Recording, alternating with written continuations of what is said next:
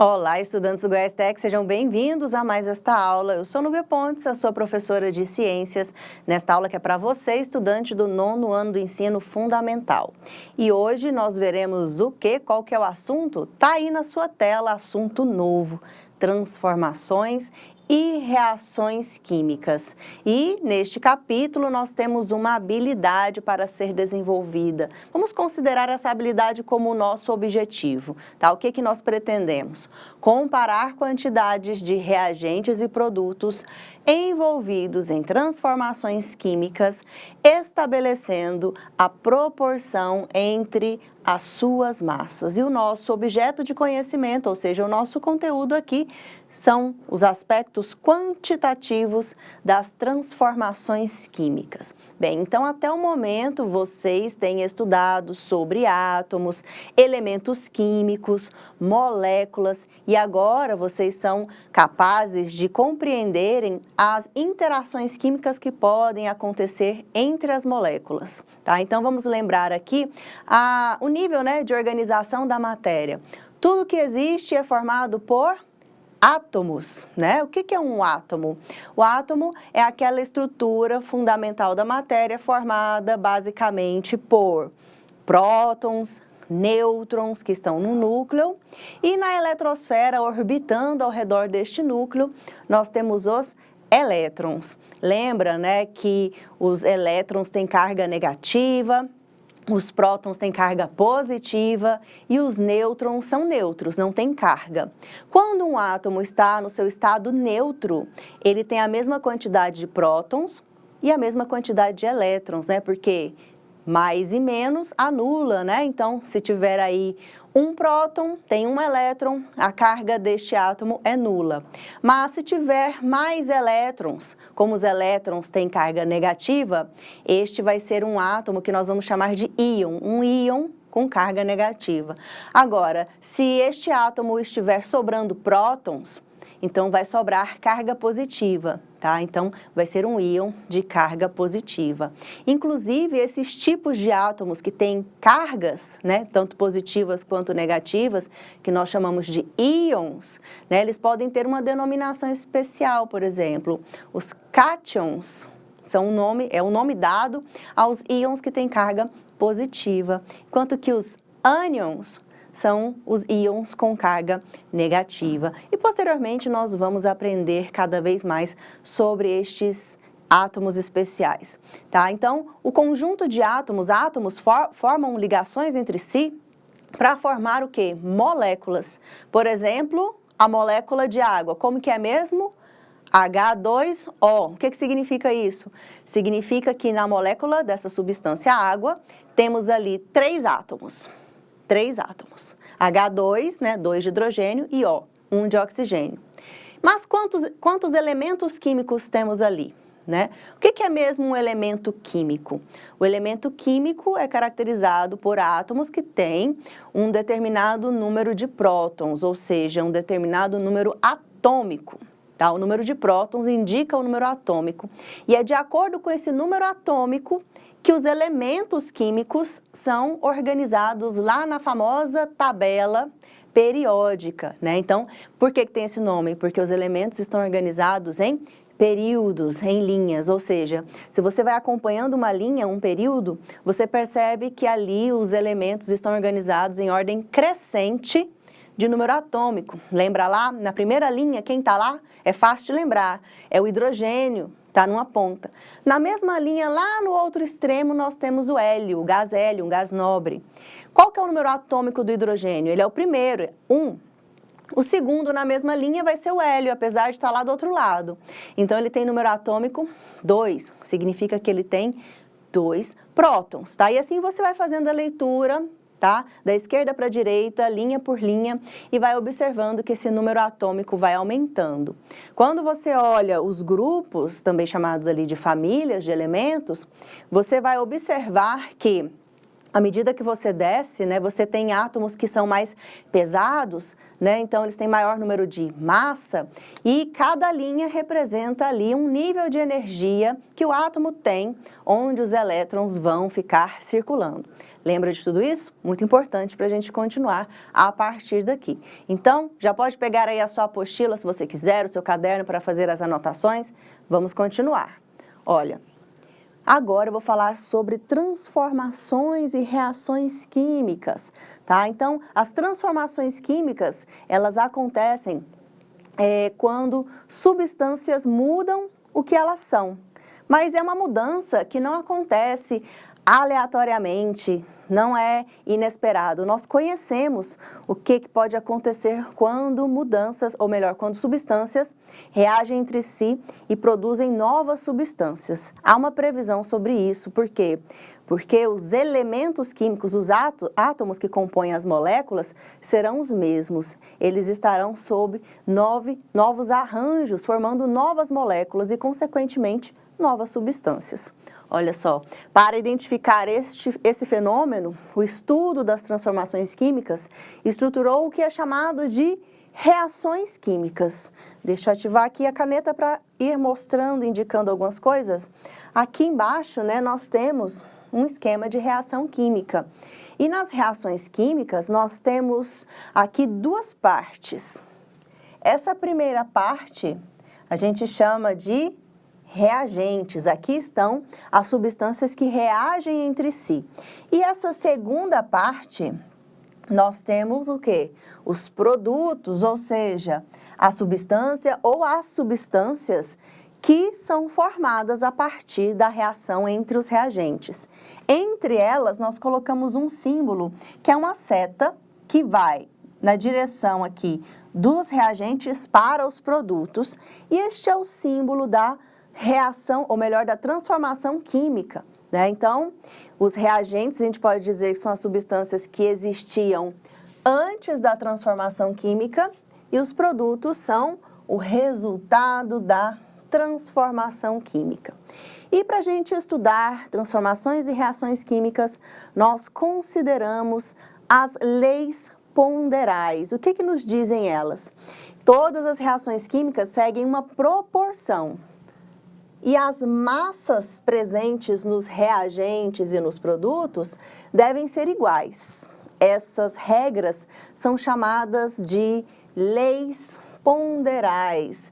E quais são elas? A primeira lei ponderal é conhecida como lei da conservação das massas ou lei de Lavoisier, que é o nome do químico cientista que enunciou esta lei, que diz o seguinte: a massa dos reagentes é igual à massa dos produtos. E é isso. Se você pegar aí os reagentes e colocar numa balança para medir a sua massa, e depois esses produtos, essas substâncias novas formadas, também medir a sua massa, você vai ter ali massas iguais, né? Uma outra forma de falar sobre a lei de Lavoisier, ou lei da conservação das massas, é uma frase até que famosa na química e nas ciências, que provavelmente talvez você tenha ouvido, né? Que diz o seguinte: na natureza nada se perde, nada se cria.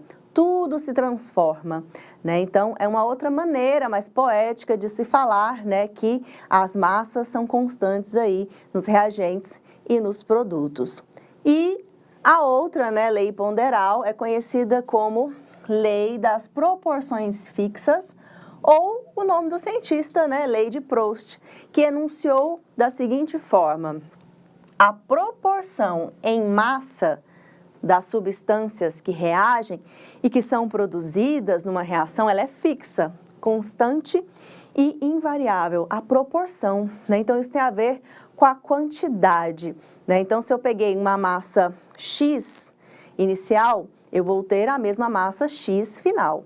Se eu pego uma massa 2X, duas vezes mais, eu vou obter o quê? Massa 2X, duas vezes mais, tá? Então, existe isso de proporcionalidade entre aquilo que é obtido nos reagentes e nos produtos. Olha só como que isso pode ser calculado. Cada átomo de um elemento químico tem uma massa específica. E como eu sei essa massa? Ela está indicada na tabela periódica. Quando a tabela periódica é completinha, né, tem lá esse dado sobre o número de massa, que tem relação com a soma de prótons e nêutrons, tá? E, por exemplo, os elementos da reação apresentada no tópico anterior, né? Deixa eu até voltar para você prestar atenção nela novamente. Tá? O que está dizendo aqui? NaOH, que substância é essa? Essa substância é o hidróxido de sódio, é uma base. Depois você vai aprender como dar nomes para essa substância só olhando para a molécula, ok? Por enquanto, não se preocupe com isso.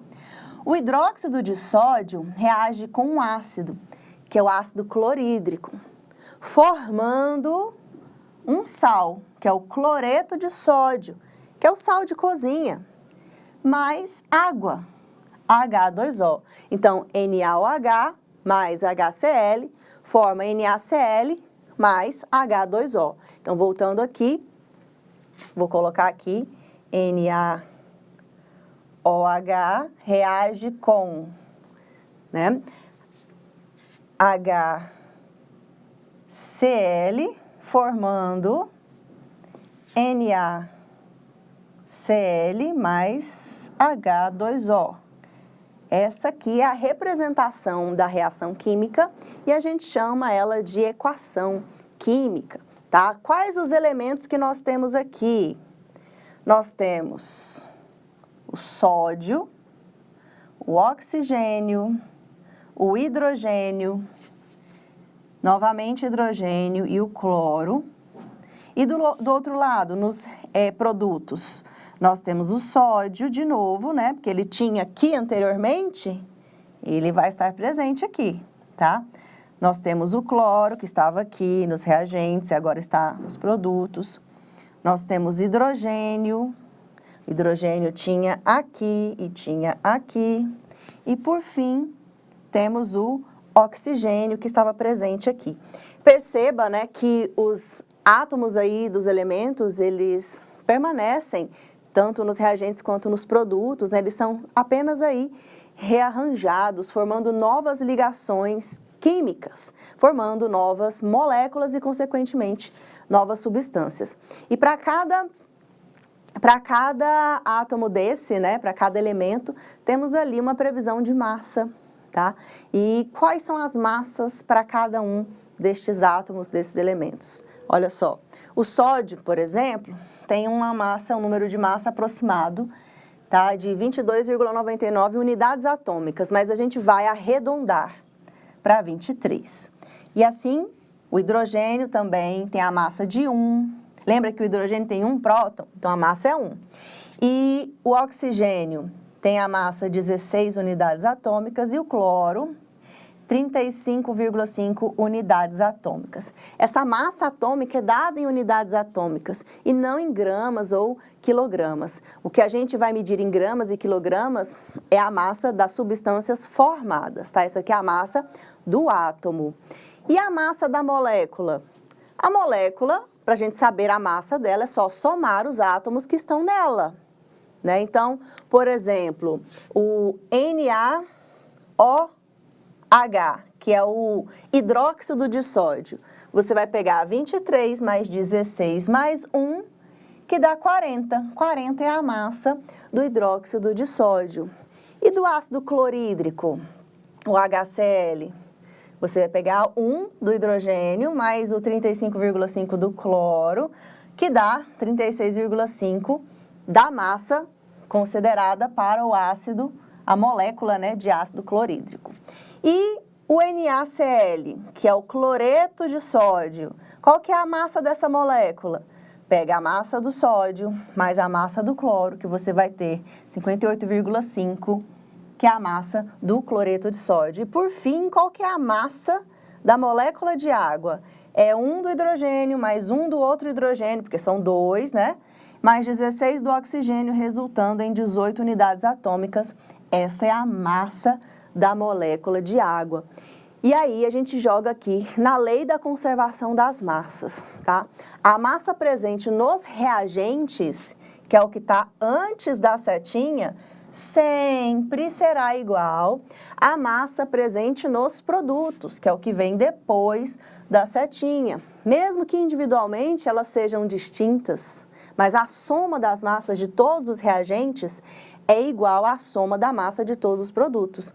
Se você pegar lá a massa do NaOH, que era 40, mais a massa do ácido clorídrico, que é 36,5, e somar, dá 76,5. Então, esse 76,5 é a massa dos reagentes. A massa dos produtos tem que ser a mesma, né? Porque as massas são conservadas. Então, você soma aí a massa do NaCl mais a da água, H2O, você pode conferir que vai dar 76,5 unidades atômicas, tá? Então, isso aqui comprova, né, essa lei da conservação das massas, ou lei de Lavoisier. Experimentalmente, como isso pode ser feito? Vou utilizar aqui um outro exemplo. Olha só. Aqui, vamos supor que a gente use um sistema fechado, né, uma vidraria, essa vidraria com esse formato no laboratório, ela tem um nome especial, não precisa preocupar com esse nome, mas eu vou falar a título de curiosidade, né? É um Erlenmeyer, tá? Ou Erlenmeyer. Essa vidraria, né, esse frasco de vidro, ele pode ser vedado com uma rolha, né? Atravessando essa rolha, a gente tem uma pipeta, um conta-gotas, tá? Igual que tem em alguns medicamentos, né? E atravessado um canudinho que termina num balão. Esse balão fecha o sistema, tá? Então não tem nada entrando, não tem nada saindo. E aí a gente sabe a massa, né, do sistema, e aqui a gente tem uma substância que é o carbonato de cálcio, tá? E o que é que tem dentro do conta-gotas? A gente tem outra substância que é o HCl, que é o ácido clorídrico. Então, tá aqui a representação. Carbonato de cálcio sólido, esse S significa sólido, mais o ácido clorídrico aquoso, né, tá líquido, aquoso, eles vão reagir, tá? Qual que é a massa total dos reagentes? Tá aqui, 126,17. Tá falando que é a massa total do sistema, porque provavelmente está considerando a massa do frasco, da rolha, do canudo, do conta-gotas e do balão também, tá? Então, 126,17 gramas é o que temos aqui. Se a lei da conservação das massas estiver certa, quando a gente soltar as gotinhas de ácido clorídrico e ele reagir com carbonato de cálcio, a massa se formará, né, quer dizer, uma substância nova, e a massa permanecerá constante, tá? Então, aqui a gente considera que o ácido clorídrico foi gotejado sobre o sólido, houve a formação aqui de uma nova substância, que é o cloreto de cálcio e água. O cloreto de cálcio e a água vão ficar aqui no fundinho, mas essa é uma reação química que produz e libera um gás, esse G de gasoso, né? Você já viu, aqui é sólido, aqui é líquido, aqui é aquoso, né? Significa que está também no estado líquido. Só que aqui é um gás, né? E o gás vai para onde? Adivinha? Para o balão. O balão, ele é inflado e fica cheio de CO2. E aí você confere, o peso na balança não se alterou, né? O que pode acontecer na prática que pode confundir a gente, levar à conclusão errônea de que talvez a massa não se conserve, né? Nesse tipo de sistema onde há a produção de gases, os gases são perdidos, né? E se eles escapam e vão embora, a gente não consegue medir a massa, né? Então, o sistema fechado ele é importante para isso, para reter ali o gás, para mostrar experimentalmente que o gás também tem massa, né? Se vocês quiserem fazer aí o experimento de utilizar uma balança digital para medir a massa de um balão, né? E depois encher este mesmo balão de ar dos pulmões, e colocar novamente sobre a balança, vocês vão ver, né, que a massa do balão cheio é diferente da massa do balão vazio, tá? E agora a lei das proporções fixas. As massas dos reagentes e produtos participantes em uma reação mantêm uma proporção constante, como já foi dito anteriormente. Aqui, os exemplos que nós vimos, o primeiro exemplo está aqui nessa equação química, que é a reação entre o hidróxido de sódio mais o cloreto, ácido clorídrico, né, que pode ser também chamado de cloreto de hidrogênio, produz o cloreto de sódio e água, tá? O que é isso aqui? Antes da setinha, são os reagentes. Depois da setinha, o que é formado são os produtos. Não se esqueça, tá? E aqui, o carbonato de cálcio, que reagiu com ácido clorídrico, formou cloreto de cálcio, gás carbônico ou dióxido de carbono e água, né, H2O. E aqui, de acordo com a lei, diz que essa proporção ela é invariável nessa equação. E para determinar essa proporção, é feito o balanceamento da equação química. Só que isso a gente só vai ver na próxima aula. Mas qual que é a proporção entre os elementos, entre as moléculas nessas duas reações químicas? Quantas moléculas de carbonato de cálcio foram necessárias? Uma, porque quando não está indicada, porque foi uma. E de ácido clorídrico? Também uma. Aqui também uma, aqui também uma, aqui também uma. Significa que se eu dobrar a quantidade de carbonato de cálcio, eu vou produzir o dobro dessa, o dobro dessa, o dobro dessa. Então, é isso que significa dizer que a proporção é constante. Vou usar aqui uma outra cor. Qual é a proporção aqui na equação de cima? Foi uma molécula de hidróxido de sódio para uma de ácido clorídrico, que produziu uma de cloreto de sódio e uma molécula de água. Tá? Então, se eu, por exemplo, triplico isso aqui, eu vou triplicar cada um desses números, né? A proporção se mantém a mesma. E vamos trabalhar isso depois, porque agora é a proposta de atividade de sala, tá? Então agora, se você ainda não pegou a sua apostila, pode pegar. É o momento aí de você individualmente ou em dupla testar aí os seus conhecimentos, praticar um pouco, utilizar esse conhecimento que você aprendeu nesta aula e um pouco mais. Vamos então ao momento das atividades.